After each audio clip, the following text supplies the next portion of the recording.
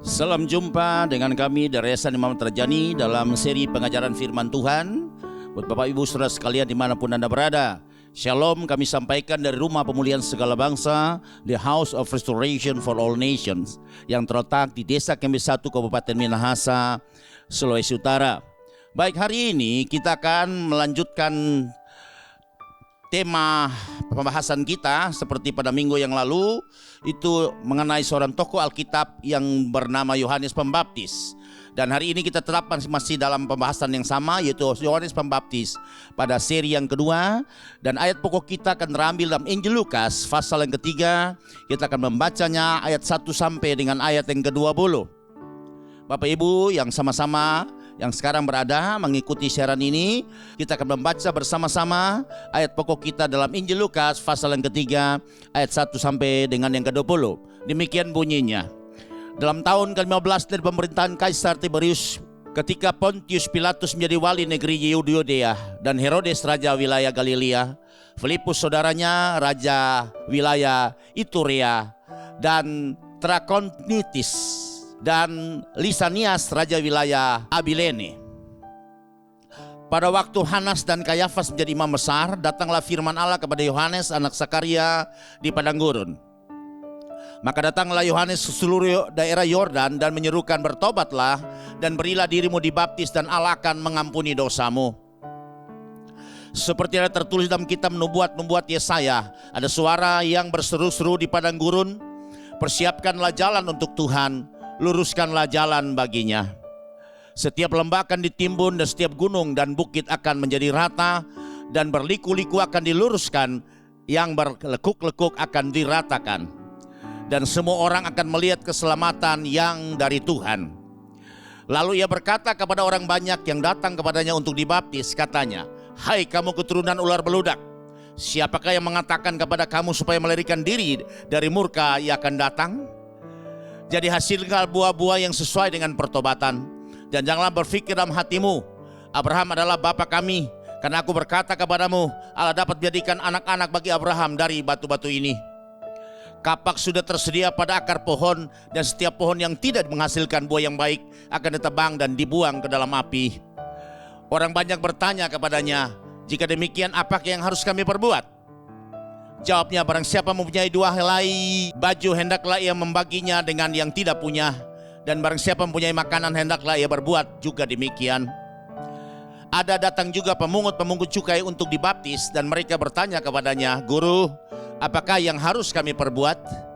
Jawabnya, jangan menagih lebih banyak daripada apa yang telah ditentukan bagimu.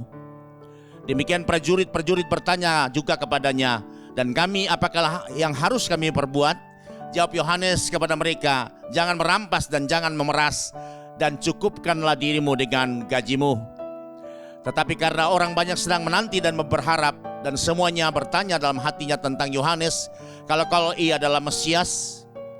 Yohanes menjawab dan berkata kepada semua orang itu, aku membaptis kamu dengan air, tetapi yang lebih berkuasa daripadaku akan datang dan membuka tali kasutnya pun aku tidak layak. Ia akan membaptis kamu dengan Roh Kudus dan dengan api. Alat penampi sudah di tangannya untuk membersihkan tempat pengerikannya dan untuk mengumpulkan gandumnya ke dalam lumbungnya, tetapi debu jerami itu akan dibakarnya dalam api yang tidak terpadamkan. Dengan banyak nasihat lain Yohanes memberitakan Injil kepada orang banyak. Akan tetapi setelah ia menegur raja wilayah Herodes karena peristiwa Herodias, istri saudaranya, dan karena segala kejahatan lain yang dilakukannya, raja itu menambah kejahatan dengan memasukkan Yohanes ke dalam penjara. Demikian pembacaan ayat pokok kita yang terambil dalam Injil Lukas pasal 3 ayat 1 sampai dengan ayat yang ke-20. Kita tahu bahwa Yohanes dan Yesus adalah sepupu kedua atau second cousin. Dan tempat tinggal mereka berjauhan. Kurang lebih daerah utara yaitu wilayah Galilea dan daerah selatan yaitu wilayah Yudea diperkirakan berjarak 150 km. Sini kita tahu bahwa Yesus dan keluarganya, ya, dengan orang tuanya yaitu Yusuf dan Maria, itu mereka tinggal di kota Nazaret dan terletak di wilayah Galilea yang adalah bagian utara Palestina. Dan itu kita bisa baca dalam Injil Lukas pasal yang pertama ayat 26 sampai dengan ayat yang ke-27.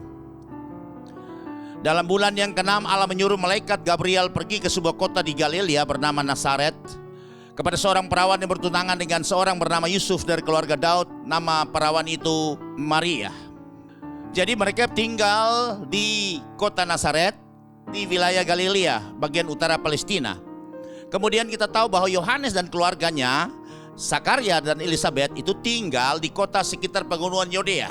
Karena yang tepat Alkitab tidak pernah mencatat di kota mana mereka tinggal, hanya di sekitar pegunungan Yudea yang adalah bagian selatan Palestina. Itu kita bisa baca dalam Injil Lukas pasal yang pertama ayat yang ke-39, 40 dan kita sambung pada ayat yang ke-65. Beberapa waktu kemudian berangkatlah Maria dan langsung berjalan ke pegunungan menuju sebuah kota di Yehuda atau Yudea. Di situ ia masuk ke rumah Zakaria dan memberi salam kepada Elizabeth. Kemudian kita lanjut lagi ayat yang ke-65. Maka ketakutanlah semua orang yang tinggal di sekitarnya, dan segala peristiwa itu menjadi buah tutur di seluruh pegunungan Yudea, yaitu tempat tinggal Yohanes beserta kedua orang tuanya yang ada di sekitar pegunungan Yudea yang bagian selatan dari Palestina. Kemudian kita tahu di sini saya mencatat bahwa jarak antara Nazaret Bethlehem itu tempatnya asal daripada kedua orang tua Yesus itu berada, yaitu Yusuf dan Maria.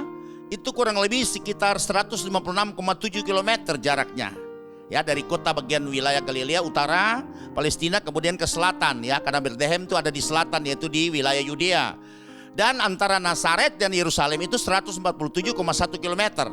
Dan ini diperkirakan bahwa mereka tinggal Yohanes dengan kedua orang tuanya itu ada di sekitar kota Bethlehem dan Yerusalem dan jaraknya bisa diperkirakan sekitar 150-an kilo. Nah, jadi mereka tuh jarang berkunjung satu dengan yang lain karena jaraknya terlalu jauh. Mereka orang sederhana sehingga tidak ada kendaraan yang lain yang mereka harus pakai. Kebanyakan mereka berjalan kaki sejauh 150 km.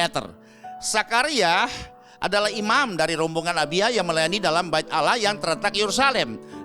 Makanya berarti mereka keluarga Yohanes itu tinggal itu dekat Yerusalem. Untuk tepatnya di kota mana tidak tertulis dalam Alkitab, tapi dekat dengan Yerusalem dan juga dekat Bethlehem. Itu kita akan baca dalam Injil Lukas pasal yang pertama ayat 5 sampai dengan ayat yang ke-6. Pada zaman Herodes Raja Yudea adalah seorang imam yang bernama Zakaria dari rombongan Abia. Istrinya juga berasal keturunan Harun, namanya Elizabeth. Keduanya adalah benar di hadapan Allah dan hidup menurut segala perintah dan ketetapan Tuhan dengan tidak bercacat. Jadi orang benar, orang pilihan Tuhan yang sebentar nanti Tuhan pakai, Tuhan pilih untuk bisa melahirkan, menurunkan nabi Allah yang maha tinggi atau nabi di atas segala nabi. Dan kita ketahui bahwa Yohanes dan Yesus itu ternyata tidak saling mengenal walaupun mereka sepupu kedua atau second cousin karena beda tempat tinggal tadi yang saya sudah katakan itu. Dan kita bisa baca itu dalam Injil Yohanes pasal yang pertama ayat 31 dan 33. Dan aku sendiri pun mula-mula tidak mengenal dia. Jadi Yohanes berkata bahwa dia tidak mengenal Yesus. Tetapi untuk itulah aku datang dan membaptis dengan air. Jadi tupoksinya Yohanes, tugas pokok dan fungsi Yohanes itu diutus datang untuk khusus membaptis dengan air baik kepada orang di zaman itu dan juga kepada Yesus khususnya, supaya ia dinyatakan kepada Israel, supaya Yesus itu dinyatakan kepada Israel bahwa keselamatan hanya lewat satu pribadi itu, yaitu Yesus dari Nazaret itu. Dan kita akan baca pada ayat yang ke-33.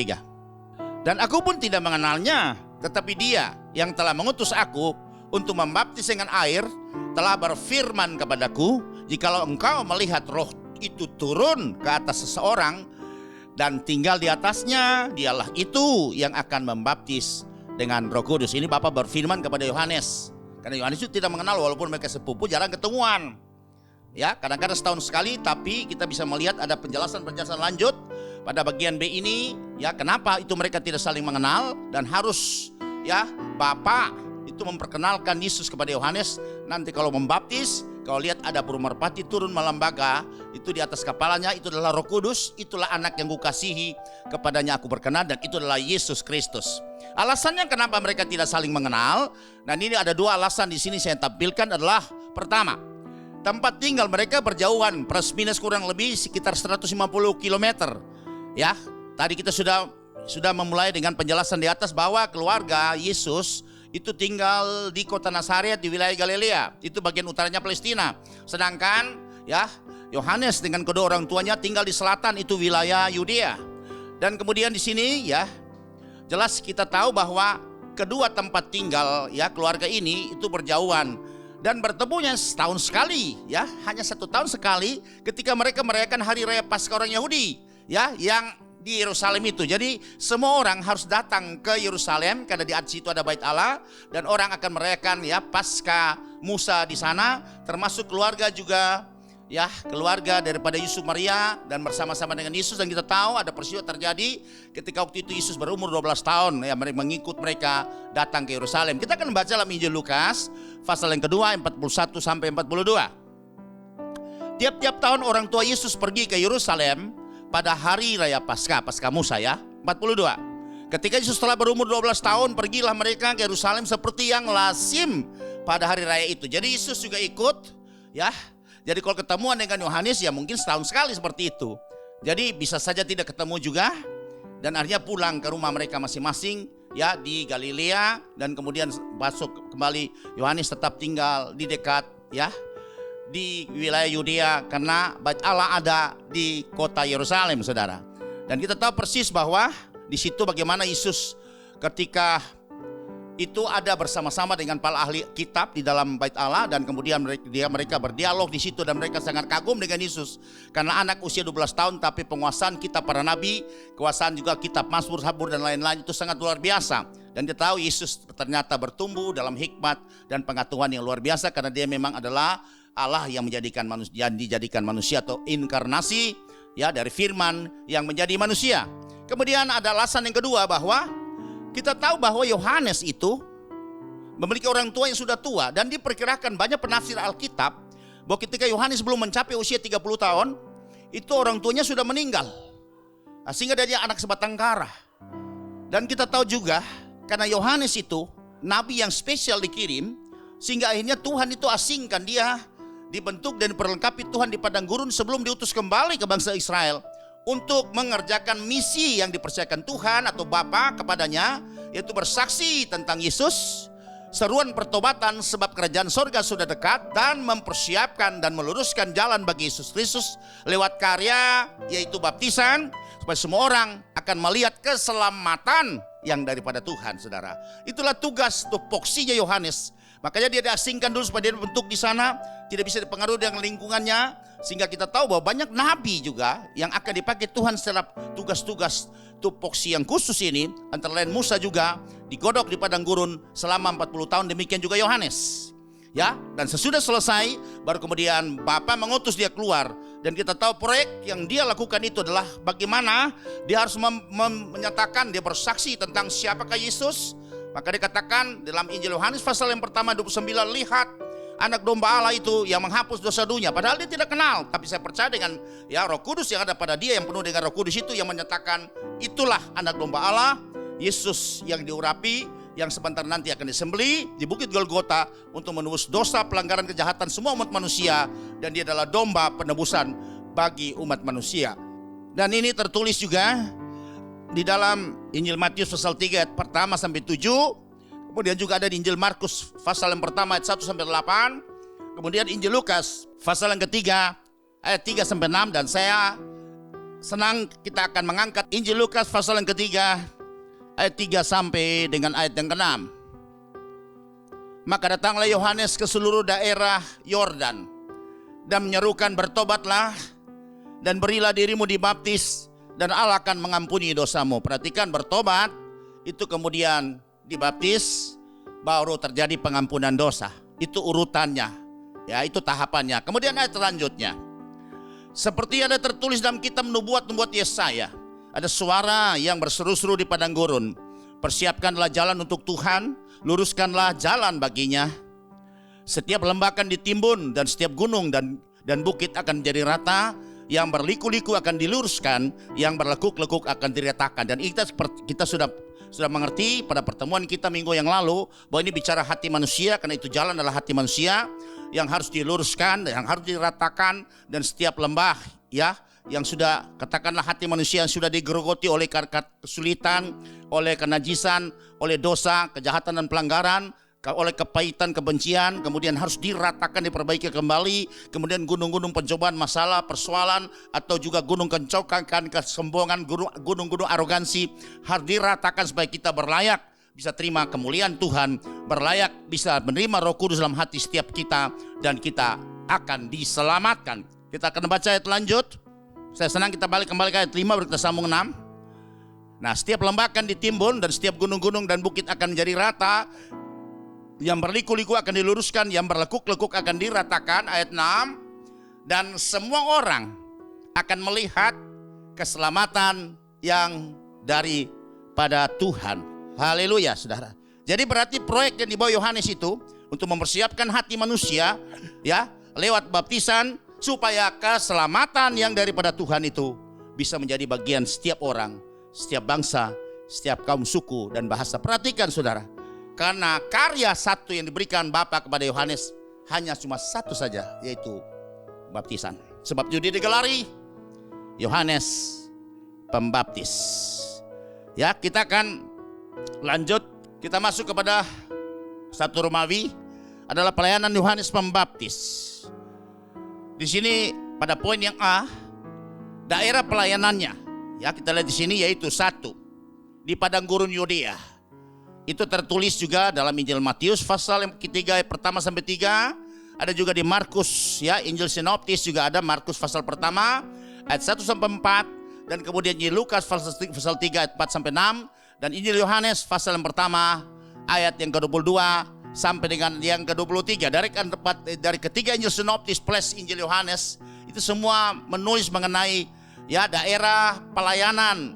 1 adalah di padang gurun, dan kita akan baca 1 saya mewakili Matius pasal yang ketiga ayat 1 sampai dengan yang ketiga. Pada waktu itu tampilnya Yohanes Pembaptis di padang gurun Yudea ya, dan memberitakan. Dia berkhotbah di sana, dia deklarasi di sana, dia sampaikan di sana, bertobatlah sebab kerajaan sorga sudah dekat. Sesungguhnya dialah yang dimaksudkan Nabi Yesaya ketika ia berkata, ada suara orang yang berseru-seru di padang gurun, persiapkanlah jalan untuk Tuhan, luruskanlah jalan baginya. Inilah tugas Yohanes, tupoksinya. Selanjutnya, pada bagian yang kedua, tempat pembaptisan itu di Sungai Yordan dan di Ainon. Bukan hanya Sungai Yordan saja, tolong perhatikan, tapi di Sungai Yordan dan di Ainon. Apa alasannya sehingga kedua tempat ini dipilih Yohanes khusus untuk melakukan tupoksinya, yaitu tugas pokok dan fungsi adalah orang bertobat karena kerajaan sorga sudah dekat, dan langsung ya dibaptis untuk jalan pengampunan dosanya dan menerima hati yang baru dalam tiap pribadi. Dan kita bisa baca itu di dalam Injil Matius juga pasal yang ketiga ayat 5 sampai 6. Maka datanglah kepadanya penduduk dari Yerusalem ya, dari seluruh Yudea dan dari seluruh daerah sekitar Yordan. Lalu sambil mengaku dosanya mereka dibaptis oleh Yohanes di Sungai Yordan. Perhatikan ya, jadi Yohanes memilih satu tempat Sungai Yordan. Kenapa dia pilih Sungai Yordan? Karena baptisan itu harus selam, maka butuh air yang banyak, butuh sungai. Ya, saya sekali lagi tidak menyinggung yang lain, tapi ini kebenaran Alkitab. Sebab itu disebut baptisan. Dari kata baptiso artinya ditenggelamkan atau dicelupkan, atau satu badai seluruh permukaannya diliputi air, atau seluruh permukaannya basah sesuai dengan harafiah dari kata baptizo. Maka di sinilah dia pilih satu tempat, itu Sungai Yordan, saudara. Nah, ada yang berkata kalau begitu kita mau seperti Yesus, berarti kita harus ke Yordan, baptis Yordan, tidak di tempat yang lain. Tapi tolong perhatikan, saya lihat di sini, Yohanes tidak menggunakan hanya Yordan saja, Sungai Yordan, tapi ada tempat pilihan yang kedua, yaitu adalah Ainon. Dan kita bisa baca juga itu di dalam Injil Yohanes pasal yang pertama ayat 28, dan kita sambung ya di Injil Yohanes pasal 3 ayat yang ke-23. Inilah pilihan Yohanes. Ada 2 tempat di sini. Hal itu terjadi di Betania yang di seberang Sungai Yordan, di mana Yohanes membaptis. Jadi dia membaptis di Sungai Yordan. Dan juga kita bisa melihat juga bahwa ada pilihan yang berikut di pasal 3 Yohanes ayat yang ke-23. Akan tetapi Yohanes pun membaptis juga di Ainon dekat Salim. Saudara baca berikut menjelaskan paragraf yang pertama, sebab di situ banyak air. Tolong perhatikan, di situ banyak air. Makanya ini pilihan, karena Yohanes membaptis di selain sungai Yordan, tapi dia pilih Ainon karena alasannya sebab di situ banyak air dan orang-orang datang ke situ untuk dibaptis. Jadi cukup jelas apa yang saya jelaskan, karena ini alkitabiah sekali, tidak perlu dibantah, tidak perlu diperdebatkan, tapi kita tahu bahwa baptisan adalah selam. Jadi Yohanes melakukan baptisan selam kepada orang-orang zaman itu, dan Yesus juga dibaptis selam, sebab jelas di dalam Injil Matius pasal 3 ayat 16 katakan sesudah Yesus dibaptis dia segera keluar dari air. Berarti sebelumnya pasti dia masuk air. Nah, kita lihat Matius pasal yang ketiga ayat 16, sesudah dibaptis ya oleh Yohanes, Yesus segera keluar dari air ya. Nah, jadi berarti sebelumnya dia masuk air dong.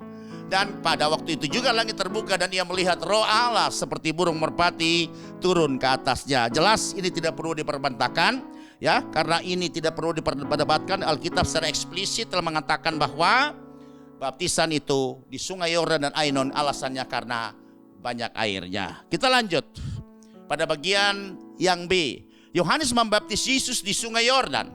Itu tertulis jelas di Matius pasal 3, 13, Markus 1, 9, Lukas 31, dan Yohanes yang pertama ayat yang ke-31. Saya senang kita baca saja dalam Injil Matius pasal 3 ayat yang ke-13. Maka datanglah Yesus dari Galilea ke Yordan. Jauh saudara, Galilea itu di utara, kemudian harus turun ke Yordan itu di selatan. Kepada Yohanes pun untuk dibaptis olehnya. Jadi Yesus datang kepada Yohanes supaya dia juga dibaptis. Yesus juga dia menggenapi rencana Allah, kehendak Bapa saat itu, walaupun dia tidak berdosa, tapi dia harus menunjukkan teladan kepada semua orang supaya kita mengikutinya, karena kita orang Kristen artinya pengikut Kristus. Seperti apa teladan yang sudah ditinggalkan oleh Yesus datang sebagai manusia, kita harus ikut jalan, dan kemudian itu memungkinkan kita nanti akan dirubah satu saat, akan sama dan serupa dengan Yesus. Jadi saudara perhatikan bahwa terjadi peristiwa yang ada di sungai Yordan ini, kehadiran Allah Tritunggal di tengah-tengah umat Israel menyatakan pribadinya mereka masing-masing. Kita bisa baca ya di dalam Injil Matius pasal yang ketiga ayat 16 sampai 17. Sesudah dibaptis, perhatikan, Yesus segera keluar dari air, dan pada waktu itu juga langit terbuka dan ia melihat Roh Allah seperti burung merpati turun ke atasnya. Jadi saudara perhatikan, Yesus adalah firman atau anak Allah itu yang telah menjelma, telah berinkarnasi jadi manusia. Di dalam pribadi Yesus, dia yang di sorga pada mulanya ada firman, seperti apa yang katakan Yohanes pasal yang pertama ayat pertama, dan firman itu bersama-sama dengan Allah, dan firman itu juga adalah Allah. Pada ayat 14 dikatakan bahwa firman itu telah ya menjadi manusia dan diam di tengah-tengah kita. Saudara lihat, sebab itu sekarang Allah Tritunggal itu, firman yang Allah sebut anak Allah, telah menjadi manusia, hadir di sungai Yordan. Saudara perhatikan. Kemudian oknum Allah yang ketiga ialah Roh Allah atau Roh Kudus, itu menjelma ya, melembaga seperti burung merpati turun di atas Yesus. Kemudian selanjutnya ayat yang ke-17, lalu terdengarlah suara dari sorga yang mengatakan, inilah anakku yang kukasihi, kepadanya lah aku berkenan. Jadi sudah lihat sini, dalam peristiwa Yesus dibaptis di sungai Yordan oleh Yohanes Pembaptis, ketiga oknum Allah itu hadir bersama-sama menyatakan dirinya kepada umat Israel pada saat itu. Ya, kita lihat Bapa menyatakan bahwa inilah anakku yang kukasihi, aku berkenan. Semua orang mendengar suaranya. Kemudian mereka bisa melihat bagaimana Yesus yang ada di sungai Yordan itu sesudah keluar dari air. Dan kita bisa melihat juga bagaimana Roh Kudus melembaga seperti burung merpati turun di atas Yohanes. Berarti ketiga oknum Allah ini atau Allah Tritunggal itu hadir di tengah-tengah umat Israel menyatakan pribadinya. Sebab itu kita percaya Allah Tritunggal adanya, ya, Bapa, Anak, dan Roh Kudus. Kemudian kita lanjut. Kita lihat pada bagian ini ada hal yang penting sekali. Yohanes membaptis Yesus di sungai Yordan. Nah, itu yang pertama adalah kehadiran Allah Tritunggal tengah-tengah umat. Yang kedua, ada punya pengertian yang sangat ya perlu kita mengerti, bahwa baptisan air dan Roh Kudus adalah metraenak Allah. Dan yang berikut adalah meterai anak-anak Allah. Apa bedanya antara meterai anak Allah? Di sini itu hanya anak Allah, itu A kapital. Kalau A kapital ini A besar, itu menunjuk kepada Yesus. Tetapi kalau A kecil itu kepada kita semua. Jadi berarti di sini jelas bahwa baptisan air dan Roh Kudus itu merubah status kita dan merupakan meterai Yesus sebagai anak Allah. Maka dia lihat dibaptis air, sesudah itu dibaptis Roh Kudus, saudara. Karena waktu sesudah Yesus keluar dari air, maka Roh Kudus turun ke atasnya melembaga seperti burung merpati. Dan kita lihat saat itu Yesus penuh dengan Roh Kudus. Dan kemudian Bapa menyatakan bahwa inilah anak yang kukasihi, kepadanya aku berkenan, saudara. Ya, perhatikan ayat ini. Ya, ini adalah apa pembukaannya, penyingkapannya, pengertiannya. Ya, kita dapat iluminasinya bahwa untuk menjadi anak Allah meterai adalah baptisan air dan baptisan Roh Kudus. Dan ini terjadi di Sungai Yordan. Dan bagaimana dengan kita? Ya, orang yang percaya, tentunya kita status kita akan berubah untuk menjadi anak-anak Allah, perlu juga meterai. Meterainya apa? Adalah baptisan air dan baptisan Roh Kudus. Ya, tentunya kita akan baca dalam Injil ya Matius saja yang tadi kita sudah baca, pasal yang ketiga ayat 17. Nah, lalu terdengar suara dari surga yang mengatakan, inilah anakku yang kukasihi, kepadanya aku berkenan. Ya, sudah Yesus melalui baptisan air yang dilaksanakan oleh Yohanes. Kemudian kita lihat Roh Kudus mengurapi dia, turun. Membaptis dia juga dari Roh Kudus.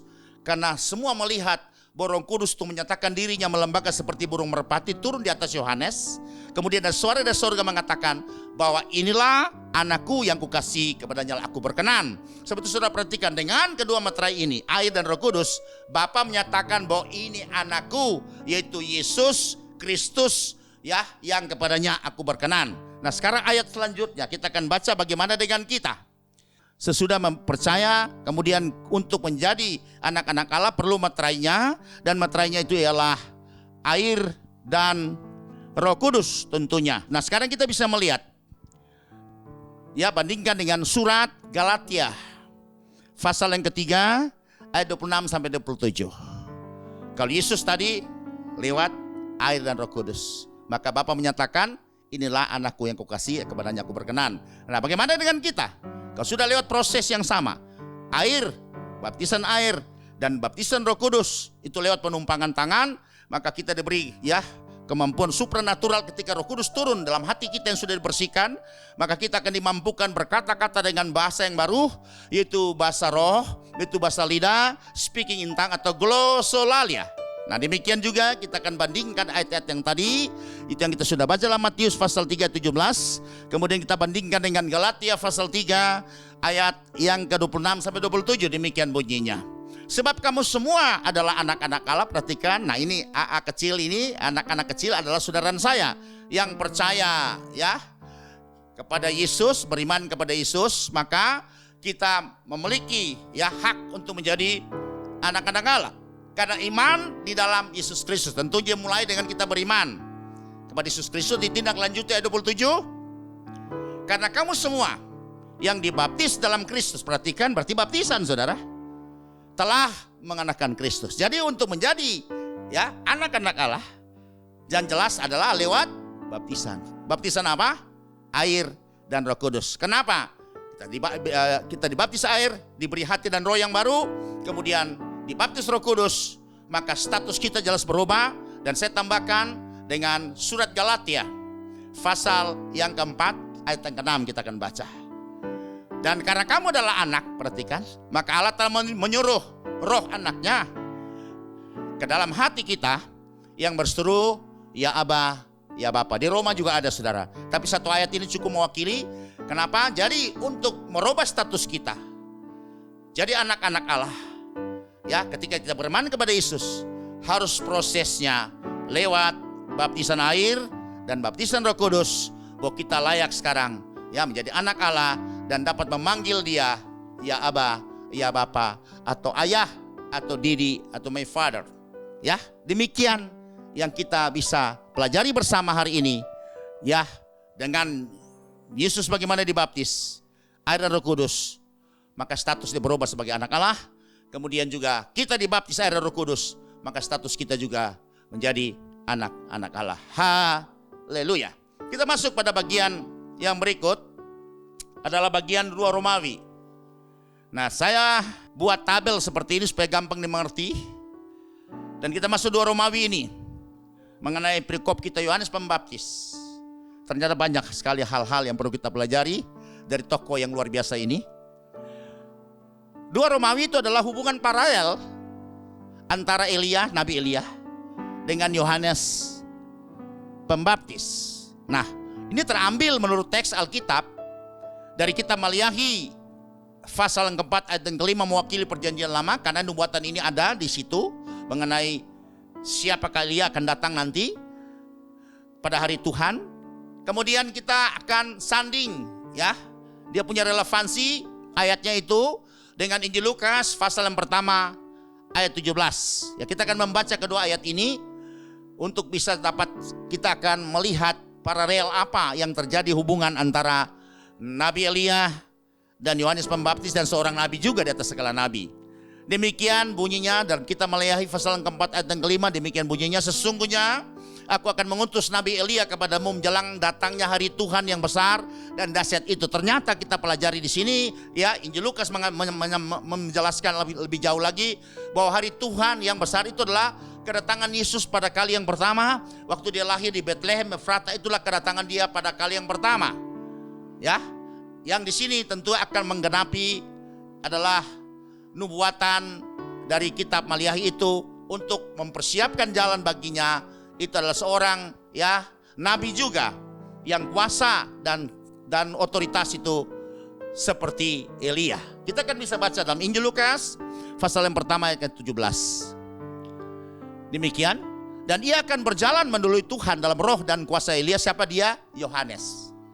Untuk membuat hati bapak-bapak berbalik kepada anak-anaknya dan hati orang-orang durhaka kepada pikiran orang-orang benar, dan dengan demikian menyiapkan bagi Tuhan suatu umat yang layak baginya, dia umat yang siap layak menerima kemuliaan Tuhan, umat yang layak menerima Roh Kudus dalam hatinya, dan umat yang, ya, berubah statusnya menjadi anak-anak Allah, dan otomatis umat itu pewaris kerajaan sorga yang pasti selamat di dalam tangan Tuhan. Haleluya. Sebab itu dari kedua teks Alkitab ini, ya, yang satu menjelaskan yang lain, saya akan membuat tabel di sini dan ada 6 poin adanya kesamaan atau analogi antara Nabi Elia dan Yohanes Pembaptis, juga seorang nabi, sudah lihat. Dan memakai pakaian bulu dan ikat pinggang kulit. Nah, ini kita lihat Elia punya custom pada saat itu unik juga. Pakaian dari bulu, tidak jelaskan dari bulu apa, bulu domba atau bulu unta atau bulu yang lain, tapi ikat pinggang kulit. Dan kita bisa baca itu di dalam 2 Raja-Raja pasal yang pertama ayat yang ke-8.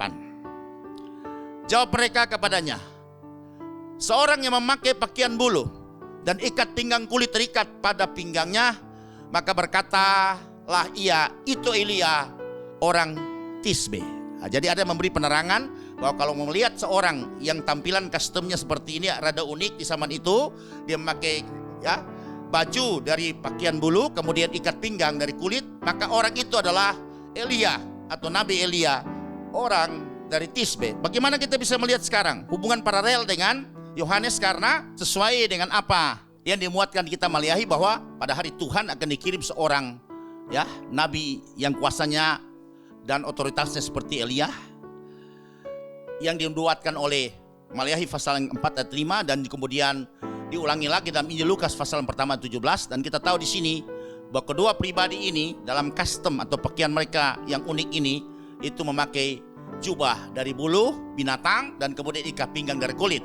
Kita lihat tadi sekarang Yohanes di dalam Injil Matius pasal 3 ayat 4 dan Markus 1 ayat 6, bahwa Yohanes itu memakai jubah dari bulu unta dan ikat pinggang kulit, ya. Kita bisa baca dalam Injil Matius pasal 3 ayat 4. Yohanes memakai jubah bulu unta dan ikat pinggang kulit, dan makanannya belalang dan badu hutan, ya. Belalang ini belalang khusus yang bisa dimakan, seperti apa yang ditulis dalam kitab Imamat pasal 11. Kemudian kita juga bisa baca dalam Injil Markus 1 ayat 6. Yohanes memakai jubah bulu unta dan ikat pinggang kulit, dan makanannya belalang dan madu hutan. Berarti dia banyak sekali di proses Tuhan. Tadi kita sudah tahu bahwa dia diasingkan itu di padang gurun. Di sana Tuhan godok dia seperti Musa, dan sudah begitu kemudian dia diperlengkapi dan dia kemudian diutus kembali untuk ada di tengah-tengah masyarakat Israel pada saat itu untuk seruan bertobat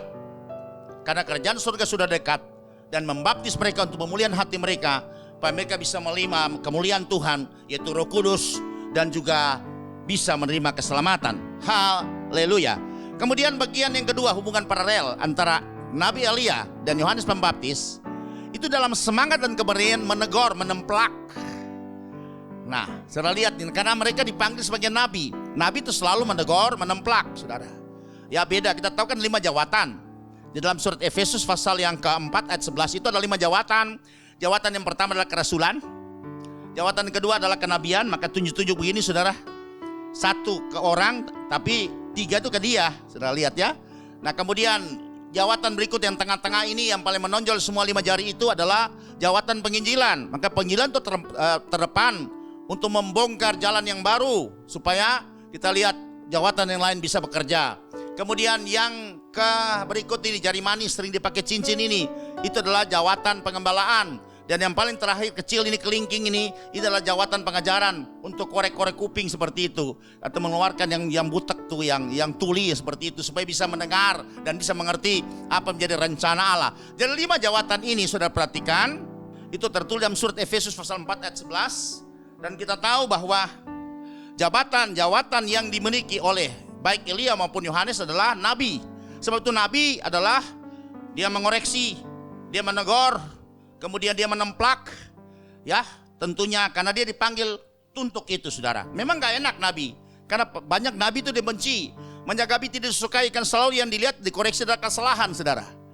Ya, kesalahan, saudara. Itu makanya contohnya seperti yang paling gak enak itu adalah jadi wasit pemain sepak bola. Ya, selalu yang dikoreksi itu adalah kesalahan. Kalau tidak salah pasti dia lanjut terus, tangannya akan terangkat begitu. Tapi kalau peluitnya berbunyi, artinya bahwa ada kesalahan, sehingga harus terjadi pelanggaran atau free kick dan sebagainya, atau penalti bahkan, saudara lihat. Nah itu tugas daripada wasit pada pertandingan sepak bola seperti seorang nabi, saudara. Ya, nah, seperti itu, saudara. Sebab itu di sini kita melihat bahwa Elia dia punya semangat dan keberanian untuk menegur, walaupun kepada raja. Kadang-kadang kita tahu bahwa orang tuh ya disebut dengan tumpul ke atas, tajam ke bawah. Artinya banyak kita, apalagi di lembaga-lembaga legislatif, pengawasan dan seterusnya, itu kalau ke atas itu kadang-kadang mereka segan sungkan gitu untuk menegur. Ya, karena makanya katakan ada peribahasa katakan ya, kalau ke atas tumpul tapi ke bawah tajam. Jadi kalau untuk orang lebih di bawah dari dia atau masyarakat biasa itu mereka bisa lebih keras, mereka lebih transparan, ya lebih tegas. Tapi kalau ke atas mereka jadi letoi, saudara. Nah tapi Yohanes tidak, Elia juga pun tidak.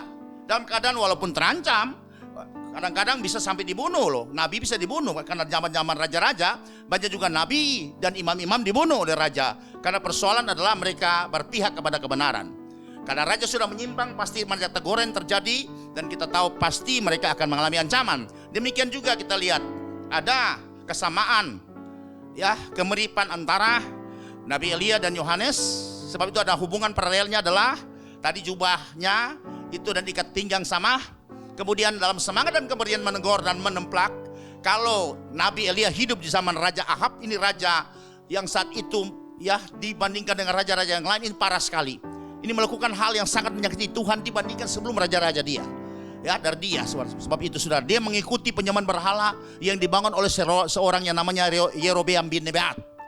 Yang salah mengambil istri Isabel, itu anak ya orang-orang kafir, raja orang kafir, yaitu anak Ed Baal, itu raja orang Sidon. Dan mereka ini kuat sekali sehingga Ahab tidak bisa dapat ya bertahan, dipengaruhi sangat dominan, sangat absolut oleh istrinya Isabel itu, sehingga membawa umat Israel ya kepada penyembahan berhala yang sangat parah di zaman itu. Dan kita bisa baca itu dalam surat 1 Raja-Raja pasal yang ke-16 ayat 29 sampai 31. Ya, kita baca. Nah, demikian bunyinya.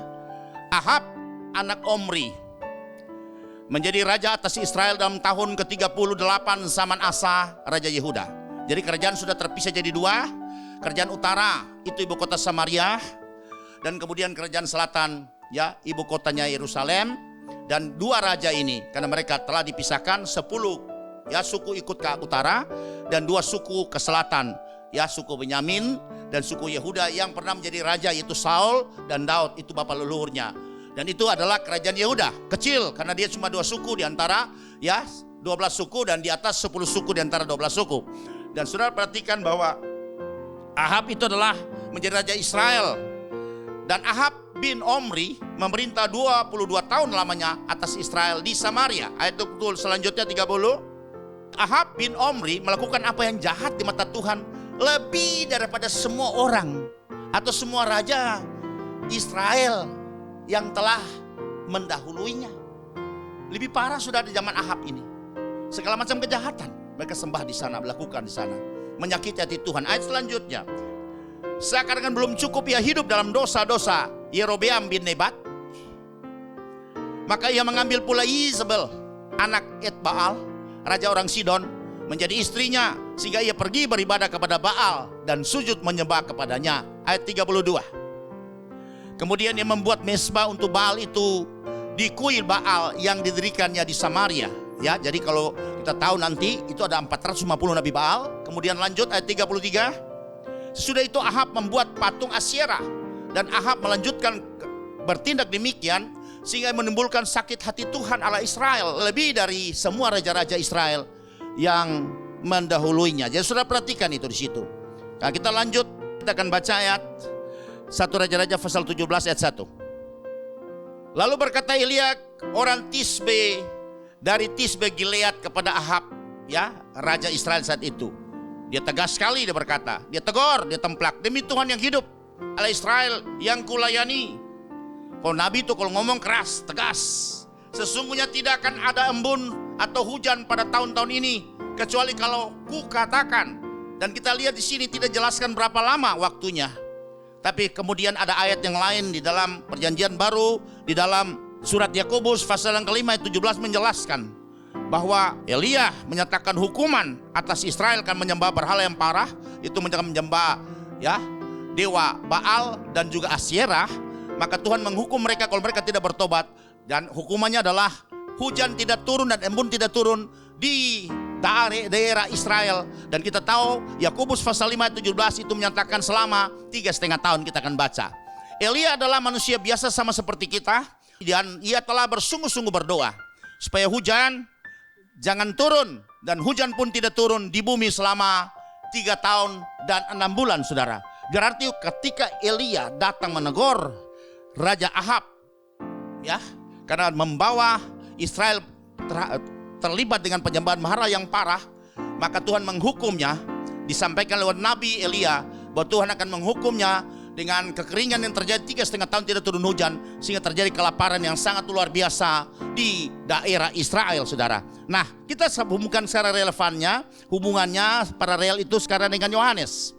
Ya, dalam semangat dan keberanian yang sama, dia menegur, menemplak Raja Herodes Antifas, itu anak Raja Herodes Agung, yang mengambil Herodias, itu istri Filipus saudaranya. Ya, kalau tadi memang tentunya karena Ahab itu salah, Tuhan sudah ngomong kepada Musa pada zaman dahulu itu, kalau orang Israel tidak boleh mengambil istri di luar bangsa yang lain. Karena risikonya bisa saja istri-istri dari bangsa-bangsa yang tidak mengenal Allah itu akan mempengaruhi mereka menjadi ya orang-orang yang akhirnya bisa meninggalkan Allah yang disembah oleh Abraham, Ishak dan Yakub, dan menyembah Allah-Allah atau ilah-ilah lain. Dan begitu juga terjadi, dia menegur ini kepada Herodes Antifas karena dia mengambil Herodias, itu istri Filipus saudaranya. Ya, Herodias itu istri Filipus saudara Herodes.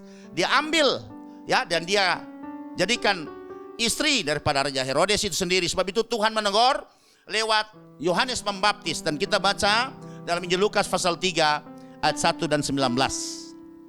Dalam tahun ke-15 dari pemerintahan Kaisar Tiberius, ketika Pontius Pilatus menjadi wali negeri Yudea, dan Herodes raja wali Galilea, ini Herodes Antifas, Filipus saudaranya raja ya wilayah Iturea dan Trakonitis, dan Lasanias raja wilayah Abilene. Saudara lihat, jadi berarti jelas di sini bahwa Filipus itu adalah saudara daripada ya Herodes Antipas.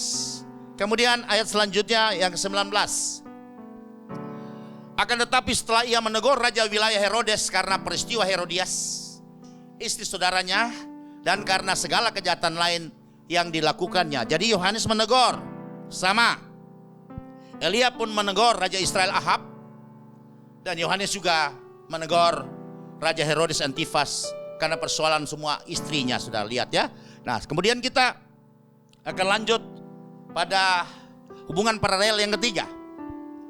Di sini katakan bahwa bangsa Israel dirusakkan oleh penyembahan berhala kepada Baal dan Asyera, dan di sini lewat peristiwa kita lihat Gunung Karmel, maka semua penyembahan itu dihancurkan, semua nabi Baal dan Asyera dibunuh oleh Elia, dan pemulihan terjadi buat Raja Israel dan juga semua ya bangsa Israel pada umumnya.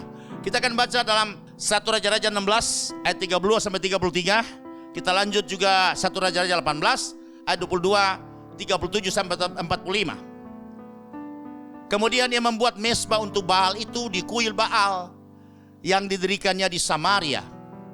Sesudah itu Ahab membuat patung Asyerah, dan Ahab melanjutkan bertindak demikian sehingga ia menimbulkan sakit hati Tuhan Allah Israel lebih dari semua raja-raja Israel yang mendahulunya. Kita sambung lagi pada 1 Raja-Raja pasal 18 ayat yang ke-22 kemudian 37 sampai 45. Lalu Elia berkata kepada rakyat itu, hanya aku seorang diri yang tinggal sebagai nabi Tuhan, padahal nabi-nabi Baal itu ada 450 orang banyaknya. Ya, ketika Elia sekarang diperhadapkan itu dengan nabi-nabi Baal yang saat itu ada di Gunung Karmel bersama-sama.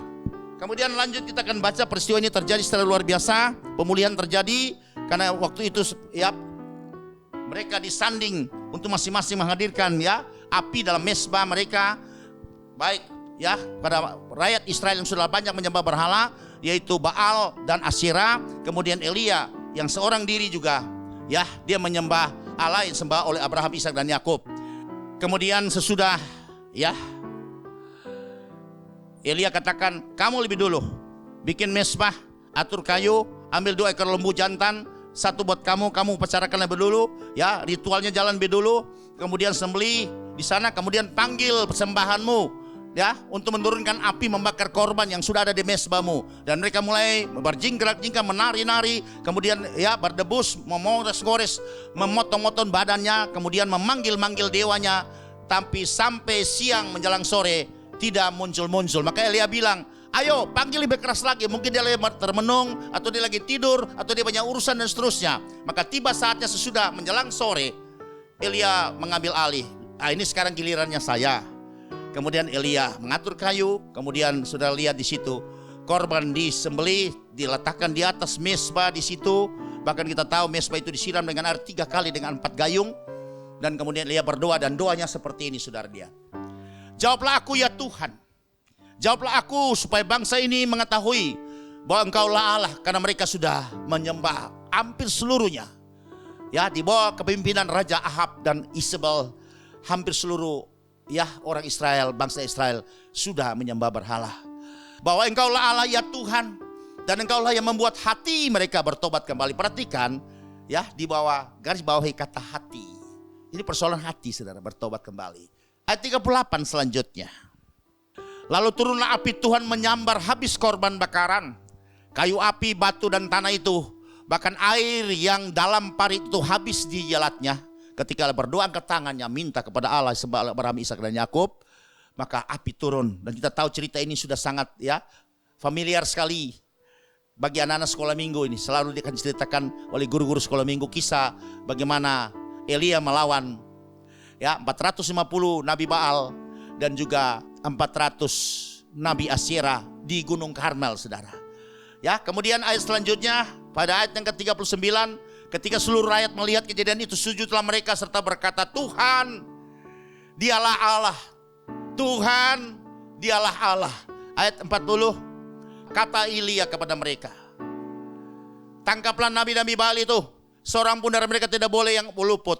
Setelah ditangkap, Elia membawa mereka ke sungai Kison dan menyembelih mereka di sana. Ayat selanjutnya, kemudian berkatalah ia kepada Ahab, pergilah, makanlah dan minumlah, sebab bunyi derau hujan sudah kedengaran. Ayat 42, lalu Ahab pergi untuk makan dan minum, tetapi Elia naik ke puncak gunung Karmel, lalu ia membungkuk ke tanah dengan mukanya di antara kedua lututnya. Setelah ia berkata kepada bujangnya, naiklah ke atas, lihatlah ke arah laut. Bujang itu naik ke atas dan dia melihat dan berkata, tidak ada apa-apa. Kata Elia, pergilah sekali lagi. Demikianlah sampai 7 kali. Elia berdoa, saudara. Karena Elia sudah bernubuat, ya, kalau aku katakan hujan tidak turun, hujan tidak turun. Tapi hari ini, ya, ketika Israel sudah dipulihkan, hatinya bertobat dan berbalik kepada Allah yang disembah oleh Abraham, Ishak dan Yakub, maka Elia berkata, akan turun hujan, cepat engkau kembali. Maka hujan akan turun secara lebat untuk membasahi kembali tanah yang sudah 3,5 tahun ini tidak pernah, ya, menerima air hujan. Kemudian Elia berdoa 1 kali belum. Dia suruh bujangnya lihat ada tanda, tidak, belum ada tanda. 2 dan seterusnya. Akhirnya pada doa dia yang ke-7, maka pada ke-7 kalinya berkatalah bujang itu, wah, awan kecil sebesar telapak tangan timbul dari laut. Lalu kata Elia, pergilah, katalah kepada Ahab, pasang keretamu dan turunlah, ya, jangan sampai engkau terhalang oleh hujan. Ayat yang terakhir 45, maka dalam sekejap mata langit menjadi kelam oleh awan badai, lalu turunlah hujan yang lebat.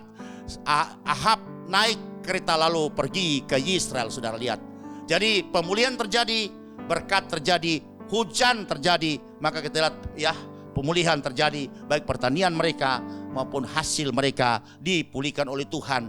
Karena kita bisa melihat pemulihan terjadi, ya, itu yang dilakukan oleh Elia kepada bangsa Israel yang dibawa kepemimpinan Raja Ahab dan istrinya Izebel.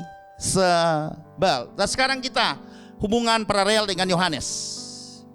Kita tahu di sini walaupun bangsa Israel melihat praktek mereka tidak menyembah berhala, tetapi ibadah hanya bersifat lahiriah, ya, liturgis, dan juga banyak terikat dengan adat istiadat saat itu. Dan kita lihat terjadi juga korupsi yang luar biasa, ya, bagaimana mereka memanfaatkan jabatan-jabatan mereka untuk orang bisa datang ke bait Allah. Dan disitulah makanya Tuhan mengirim Yohanes untuk menegur mereka ketika mereka datang dan memberi diri untuk dibaptis. Dan kita baca perjanjian di Matius pasal yang ketiga ayat 7 sampai dengan ayat 10. Tetapi waktu ia melihat banyak orang Farisi dan orang Saduki datang untuk dibaptis, berkatalah ia kepada mereka, hai kamu keturunan ulat berudak. Kasar sekali, sudah lihat di sini. Tapi nabi, mau apa dikata nabi, memang panggilannya seperti itu. Dia selalu menegur, menemplak bahkan. Siapakah yang mengatakan kepada kamu bahwa kamu dapat melarikan diri dari murka yang akan datang? Ayat selanjutnya, jadi hasilkanlah buah yang sesuai dengan pertobatan, ya. Ayat selanjutnya, dan janganlah mengira bahwa kamu dapat berkata dalam hatimu, Abraham adalah bapa kami, karena aku berkata kepadamu, Allah dapat jadikan anak-anak bagi Abraham dari batu-batu ini. Yang terakhir yang ke-10, kapak sudah tersedia pada akar pohon, dan setiap pohon yang tidak menghasilkan buah yang baik pasti tebang dan dibuang ke dalam api. Artinya Yohanes memberitahu saatnya pertobatan terjadi. Kalau tidak bertobat dengan sungguh-sungguh, ya, akan terjadi penghakiman pada saatnya ketika Tuhan datang pada kali yang kedua. Maka pasti semua yang tidak menghasilkan buah yang baik atau tidak berbuat atau bantut akan tebang dan kemudian semua dibuang ke dalam api. Dalam hal ini adalah api neraka. Itu teguran Nabi di zaman itu, baik di zaman, ya, Raja Ahab, kemudian juga di zaman, ya, Yohanes Pembaptis. Kita masuk pada poin yang keempat, hubungan paralelnya. Di sini Izebel menyuruh orang untuk mengatakan bahwa Elia akan dibunuh.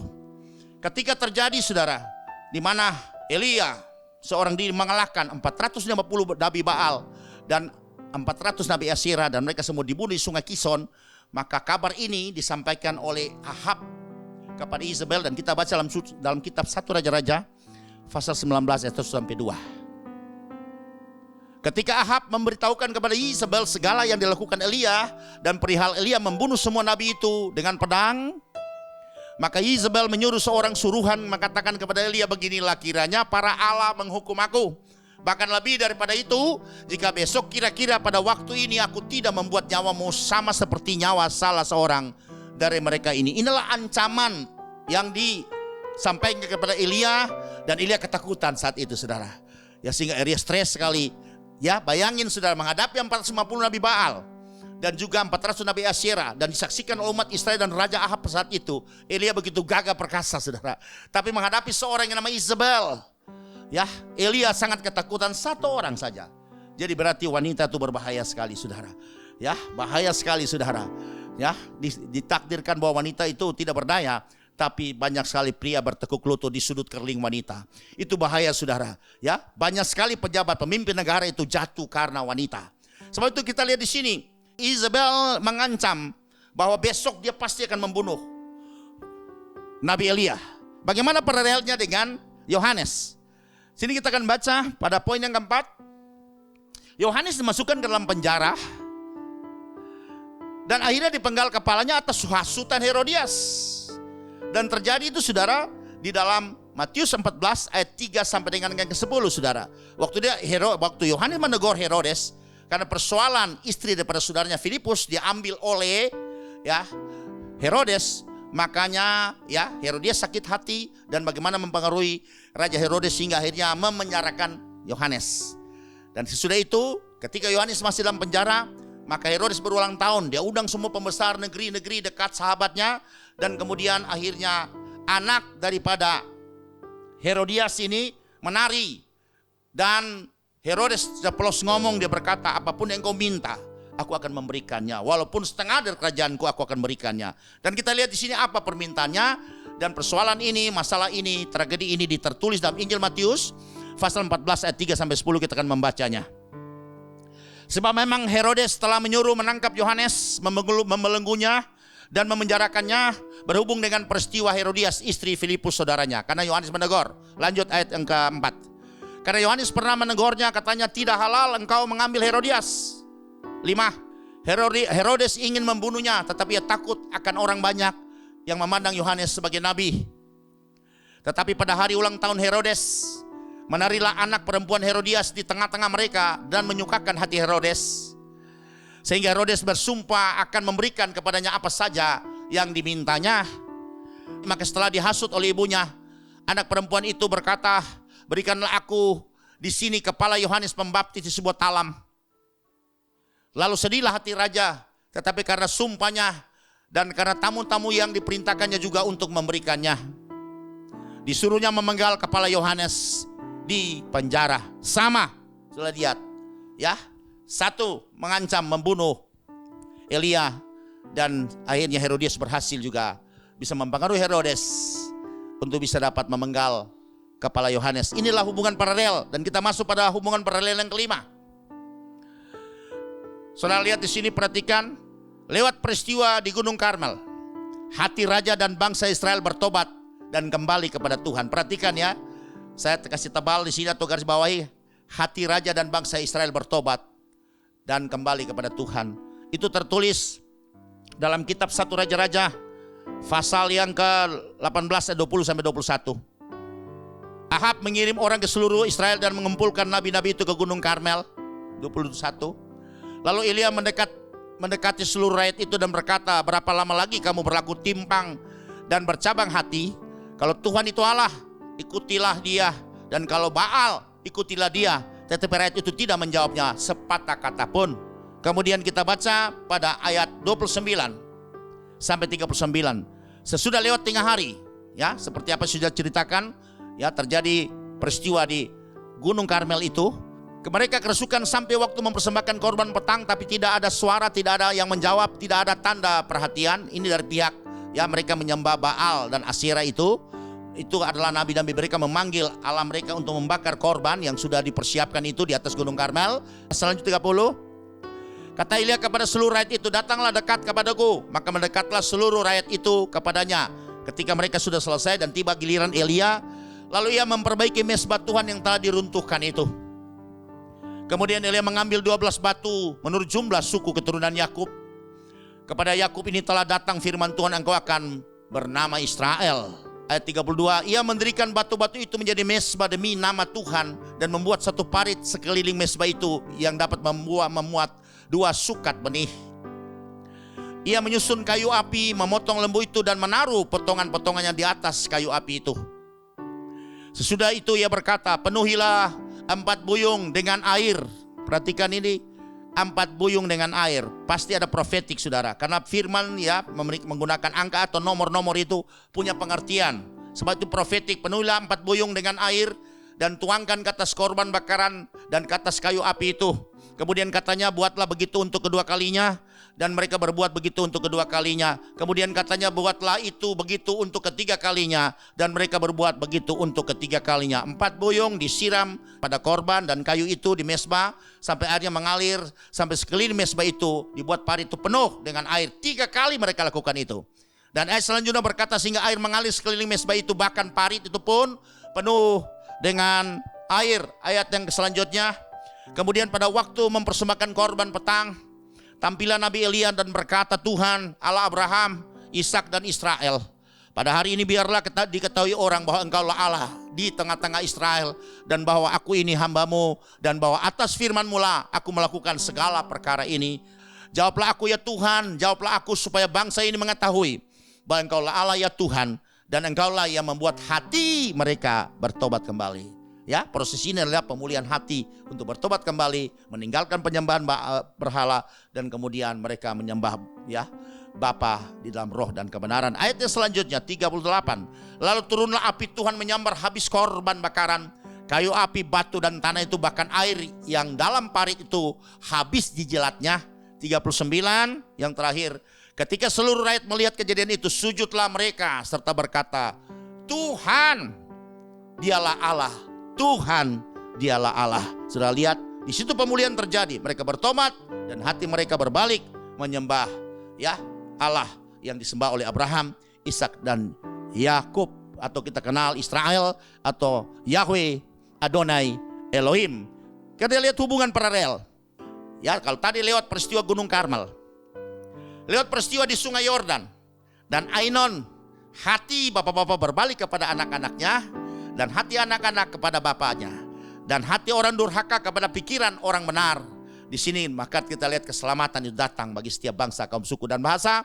Dan kita sudah tahu itu dalam Maliaki 4 ayat yang ke-6, dan saya senang kita akan baca dalam Injil Lukas saja pasal yang pertama ayat 16 sampai 17. Ini ayat yang ya punya hubungan, artinya dinubuatkan Maliaki, diulangi lagi, digenapi di dalam Injil Lukas kepada seorang pribadi yang namanya Yohanes, anak Sakaria dan Elisabet, yang akhirnya digelari Yohanes Pembaptis.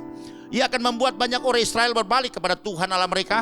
Pemulihan terjadi seperti tadi, Israel berbalik kepada ya penyembahan kembali, tinggalkan berhala dan kembali menyembah Allah yang disembah Abraham, Ishak dan Israel. Kemudian dan ia akan berjalan mendahului Tuhan dalam roh dan kuasa Elia, untuk membuat hati bapak-bapak berbalik kepada anak-anaknya, dan hati orang-orang durhaka kepada pikiran orang-orang benar, dan dengan demikian menyiapkan bagi Tuhan suatu umat yang layak baginya untuk menerima kemuliaan Tuhan, Roh Kudus dan keselamatan yang daripada Tuhan. Perhatikan, Elia membuat hati Raja Ahab dan bangsa Israel kembali kepada penyembahan yang sesungguhnya, Yahweh Adonai Elohim.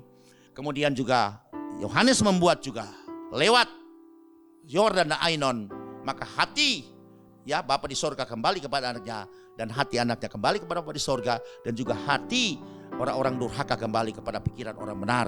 Inilah tugas yang dilakukan oleh kedua orang ini yang memiliki hubungan paralel, karena lewat nubuatan yang sudah kita tahu dari kitab Maliaki dan Injil Lukas. Selanjutnya kita bisa melihat ya hubungan paralel yang ke-6. Tadi kita sampai 5, sekarang ke-6. Ternyata kalau kita melihat ada profetik atau nubuatan, itu menyangkut amanat agung dan baptisan. Ya, amanat agung dan baptisan. Dan kembali kita akan baca, saya senang angkat lagi dalam kitab 1 Raja-Raja pasal 18 ayat 34 sampai 35. Sesudah itu ia berkata, penuhilah 4 buyung dengan air. 4 ini selalu, angkat 4 itu selalu mewakili 4 penjuru mata angin. Dan itu bicara kepada dunia. Ya, dari 4 penjuru itu mewakili dunia. Ya, atau alam semesta ini yang kita diami hari ini. Ya, dan tuangkan ke atas korban bakaran dan ke atas kayu api itu. Kemudian katanya buat begitu untuk kedua kalinya. 1 kali sudah dibasahi semua, baik korban, kayu api, kemudian mezbahnya juga, bahkan air yang katakanlah mengalir dari mezbah itu turun, juga dibuat parit sekelilingnya sehingga semua basah penuh dengan air, tidak satupun yang terlewatkan. Ya, dan kemudian katanya buatlah begitu untuk ketiga kalinya. Dan mereka berbuat begitu untuk ketiga kalinya. Ini adalah profetik atau bicara mengenai gambaran baptisan. Karena baptisan itu artinya berarti basah semua. Baptisan artinya satu benda yang seluruhnya permukaannya basah semua.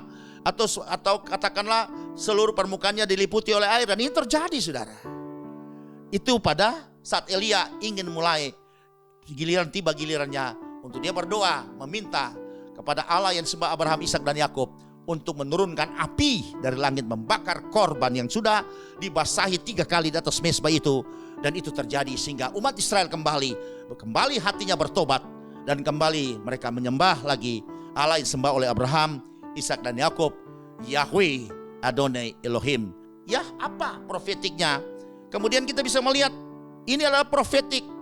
Pertama, amanat agung, pergi ke seluruh dunia, bicara 4 mata angin, ya, atau 4 penjuru dunia. Kemudian ini juga profetik baptisan, saudara. Itu ada yang dilakukan oleh Elia. Sekarang bagaimana dengan Yohanes? Dengan Yohanes, dia memberitakan tentang baptisan air, baptisan Roh Kudus, dan baptisan api, saudara. Jadi ada 3 baptisan. Saya percaya bukan kebetulan, tapi pasti profetik. Karena Tuhan sudah mengatur semua skenario seperti ini. Ya, sebab itu mereka mempunyai hubungan yang sangat paralel, yang kuat antara Nabi Elia di zaman Perjanjian Lama dan juga Yohanes Pembaptis, seorang nabi di atas segala nabi pada Perjanjian Baru. Ya, dan sini kita tahu dalam Injil Matius dan Lukas tertulis jelas, Matius 3:11, Yohanes mengatakan demikian ketika dia menyampaikan berita kesukaan itu. Aku membaptis kamu dengan air sebagai tanda pertobatan, air pertama. Tapi ia, yaitu Yesus yang datang kemudian daripadaku, lebih berkuasa daripadaku, dan aku tidak layak melepaskan kasutnya. Ia akan membaptiskan kamu dengan Roh Kudus dan dengan api. Berarti inilah 3 baptisan. 1 air, kemudian baptisan Roh Kudus, dan yang ketiga adalah baptisan api. Sudah perhatikan, itu yang disampaikan Yohanes, ya, sebelum Yesus memulai pelayanannya. Karena Yohanes membuka jalan lebih dulu. Sesudah itu baru Yesus akan menindaklanjuti. Kemudian ayat dari Lukas pasal yang ketiga 16 juga, ayat yang sama tertulis dalam Injil Sinoptis.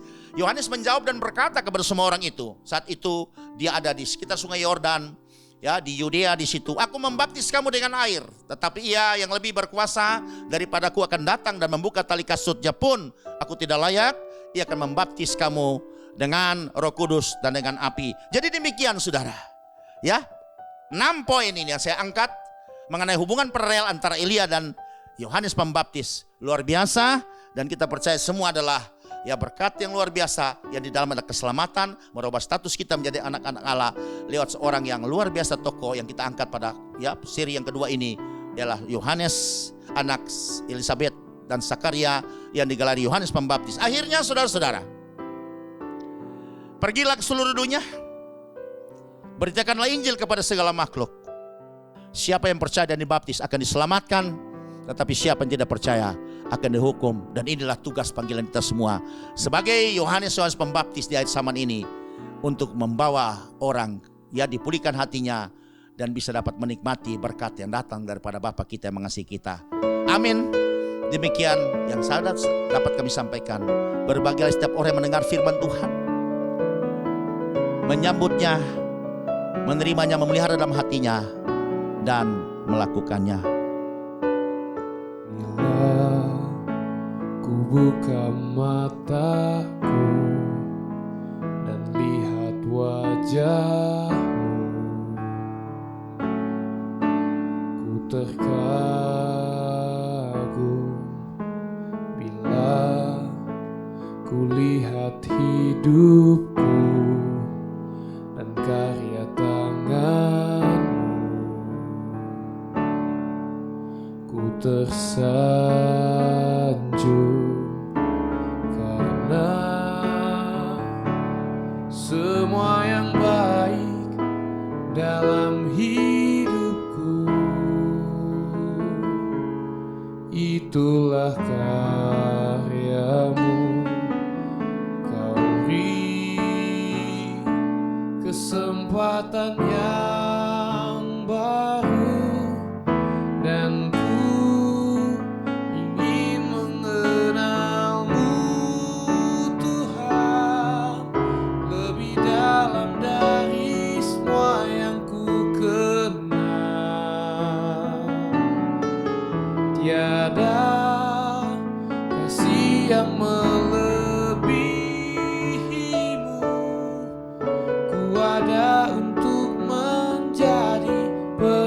hamba-Mu, dan ku ingin mengenal-Mu Tuhan lebih dalam dari semua yang ku kenal. Tiada kasih yang melebihi-Mu. Ku ada untuk menjadi penyembah-Mu. Ku ada untuk menjadi, ku ada untuk menjadi, ku ada untuk menjadi penyembah-Mu.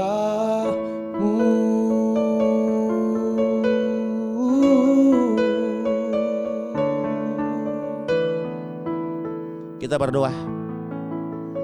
Bapa yang baik, yang mengasihi kami dengan kasih yang kekal, dan kasih itu Engkau tindak lanjuti lewat anak-Mu Yesus Kristus yang telah berkorban datang sebagai manusia, mati di atas kayu salib menebus dosa kita dan membuka kita masuk dalam perjanjian yang baru untuk menerima berkat-berkat yang luar biasa. Dan saat ini hamba telah menyampaikan Tuhan firman ini. Kami percaya firman yang telah disampaikan tidak akan kembali dengan sia-sia. Meteraikan firman ini pada setiap pendengar sejauh mana suara ini bisa terdengar yang telah mengikuti program ini Tuhan. Biar Roh Kudus akan meremahi firman dalam tiap hati yang sudah mendengar firman ini, sehingga mereka bisa lebih mengerti akan panggilan di akhir zaman ini. Yohanes sudah mengakhirinya, tapi kita sebagai Yohanes di akhir zaman ini untuk melanjutkannya sebelum Yesus datang pada kali yang kedua, menjemput setiap orang kudus, orang benar untuk bisa dibawa masuk dalam kemuliaannya. Terima kasih Bapa dalam surga. Hari ini ketika firman disampaikan, hamba percaya kesembuhan terjadi. Ketika firman disampaikan, pemulihan terjadi. Ketika firman disampaikan, ada iman, pengharapan, dan kasih yang baru yang bertumbuh dalam hidup kami. Ketika firman disampaikan, yang punya masalah, persoalan akan bisa memperoleh jalan keluar. Ketika firman disampaikan, yang terikat bisa memperoleh kelepasan. Ketika firman disampaikan, orang yang berduka cita bisa memperoleh sukacita. Ketika firman disampaikan, orang yang memiliki beban berat akan memperoleh kelegaan. Terima kasih Bapa dalam surga. Terima kasih proteksi kami semua. Ya, pada hari ini Tuhan dan seterusnya, kami percaya hari ini adalah hari yang Tuhan jadikan, dan kami tahu tabar kesudahan kasih setianya Tuhan tak habis-habisnya, rahmatnya selalu baru dari pagi sampai saat ini. Tuhan selalu membarui kami, memelihara kami dengan berkat-berkat, baik dengan roh dan hati yang baru. Begitu juga Tuhan dengan pikiran perasaan Kristus yang baru pada kami, dan kami juga bisa memperoleh tubuh jasmani, kekuatan yang baru untuk kami pakai di hari ini dapat memuliakan Tuhan, dan hari ini juga melanjutkan tugas-tugas pelayanan telah Tuhan percayakan atas kami. Di akhir pertemuan kami ini, kami akan menerima berkat yang datang dari Bapa kami yang mengasihi kami. Sebab itu sekarang dengan iman kita akan mengangkat tangan kita dan siap kita menerima berkat yang datang dari Bapa kita yang sungguh mengasihi kita.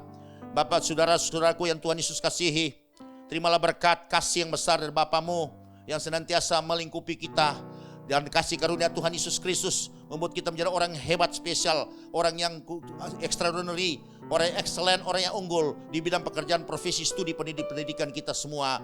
Dan kita percaya Roh Kudus senantiasa akan mengikat kita dalam satu kasih, satu pengharapan, satu iman.